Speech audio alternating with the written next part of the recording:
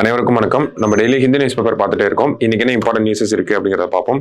So முதல்ல பார்த்தோம்னா Lok Sabha erupts as Birla reads resolution on emergency அப்படின்னு சொல்லி கொடுத்துருக்காங்க. ஸோ என்ன ஏது அப்படிங்கிறத பார்த்துருவோம். முதல்ல பார்த்தோம்னா நேற்று லோக்சபாவோட ஸ்பீக்கருக்கான எலெக்ஷன் நடக்கலாம் அப்படிங்கிறத நம்ம பார்த்துருந்தோம். ஆக்சுவலி நேற்று எலெக்ஷன் நடந்திருக்கும், சரிங்களா?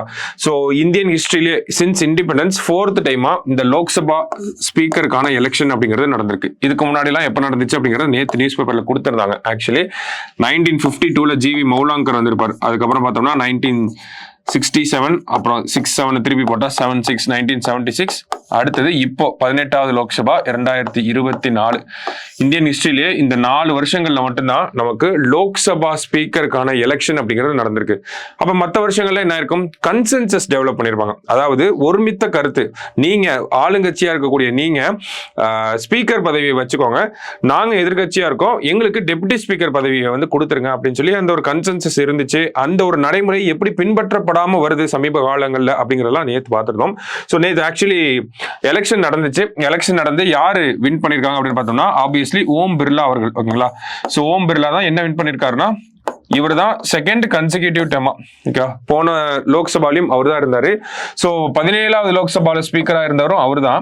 இப்ப இருக்கக்கூடிய 18வது லோக்சபால ஸ்பீக்கரா இருக்க போதும் யார் தான்? ஓம் பிர்லா தான் இருக்க போறார். ஓகேங்களா?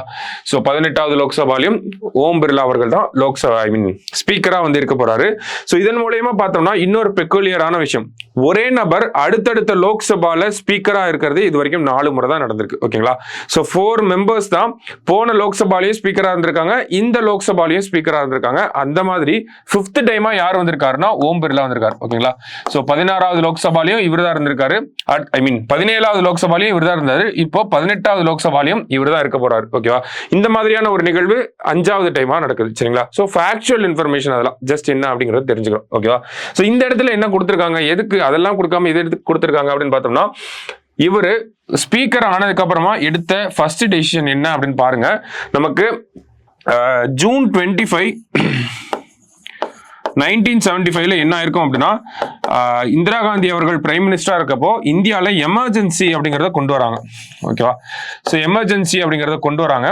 இந்த எமர்ஜென்சி ரிலேட்டடா ஒரு ரெசல்யூஷனை யார் ரீட் பண்றாங்க அப்படின்னு பார்த்தோம்னா, நம்ம ஸ்பீக்கர் வந்து எலெக்ட் ஆனதுக்கு அப்புறமே செஞ்ச முதல் வேலையை என்ன பண்றாரு, இந்த ரெசல்யூஷனை கண்டம் பண்ணி ஒரு இந்த எமர்ஜென்சியை கண்டம் பண்ணி ஒரு ரெசல்யூஷன் வந்து பாஸ் பண்றாரு. ஓகேங்களா? ஸோ அதுதான் முதல் செயலாக அவர் பண்ணியிருப்பாரு. எமர்ஜென்சிக்கு எதிராக ஒரு தீர்மானத்தை வாசிச்சிருப்பார். ஓகேங்களா? எதனால இப்போ எமர்ஜென்சியை பத்தி பேசிட்டு இருக்காங்க அப்படின்னு பார்த்தோம்னா, இந்த நிகழ்வு நடந்து 50வது வருஷம் வரப்போகுது. அதனாலதான் இந்த ஒரு ரெசல்யூஷனை பேசியிருப்பார், அதை பத்தி பேசியிருப்பாங்க. சரியா? ஸோ அதனாலதான் ஹெட்லைன் வந்து அப்படி கொடுத்துருக்காங்க நமக்கு. சரியா? ஸோ முதல் நியூஸ்ல நம்ம இதெல்லாம் தான் முக்கியமான விஷயங்களா பார்க்குறோம். இந்த ஃபேக்சுவல் இன்ஃபர்மேஷன் என்ன ஏது அப்படிங்கறத மட்டும் நல்லா நோட் பண்ணி வச்சுக்கோங்க. சரியா? சரி, அடுத்தது பார்த்தோம்னா தமிழ்நாடு சட்டமன்றமும் அவையில இருக்கு. நம்ம நேற்று சொல்லியிருந்தோம் இந்த மாதிரி ஒரு கேஸ்ட் சென்சஸ்க்கான ஒரு தீர்மானத்தை கொண்டு வர போறாங்க அப்படின்னு சொல்லி.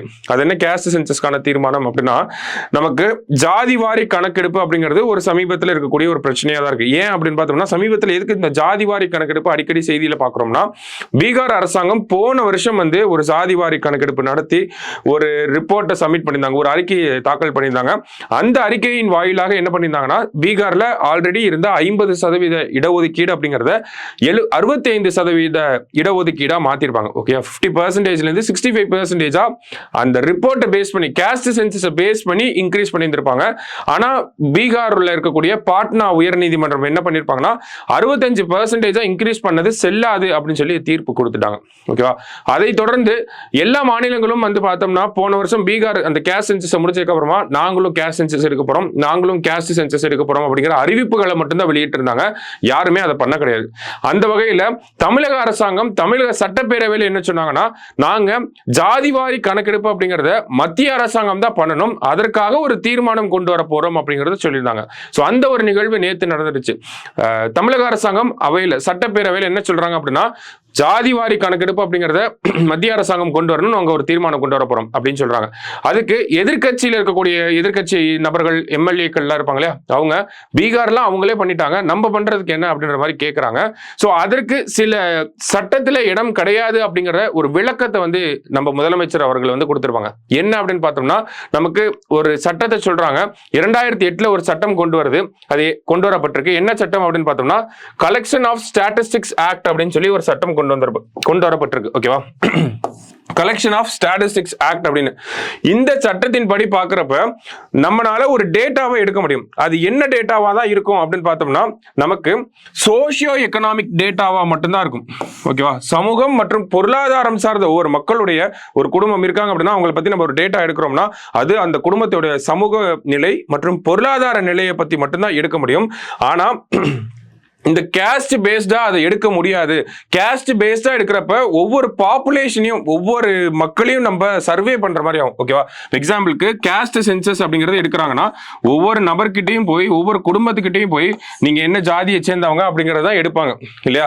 அப்ப சென்சஸ் நமக்கு எப்படி எடுப்பாங்க, ஒவ்வொரு வீட்டுக்கா வந்து நம்மளுடைய பேரு, இந்த குடும்பத்துல எத்தனை பேர் இருக்காங்க எல்லாமே வந்து விசாரிப்பாங்க இல்லையா. அப்ப இது ரெண்டும் மோரார்லெஸ் ஈக்குவல் தான். ஓகேவா, சென்சஸ் எடுக்கிறப்ப கேஸ்ட் அப்படிங்கிற ஒரு காலத்தை ஆட் பண்ணிட்டா போதும், அவங்க என்ன ஜாதி அப்படிங்கறது தெரிஞ்சிடலாம். அந்த ஜாதியை வச்சு நம்ம இந்த ஜாதியில இவ்வளவு மக்கள் இருக்காங்க அப்படிங்கறத கண்டுபிடிச்சிடலாம். ஓகேவா, அப்ப இந்த சென்சஸ் அப்படிங்கிறது யாரு தான் எடுக்க முடியும்னா மத்திய அரசாங்கம் தான் எடுக்க முடியும்.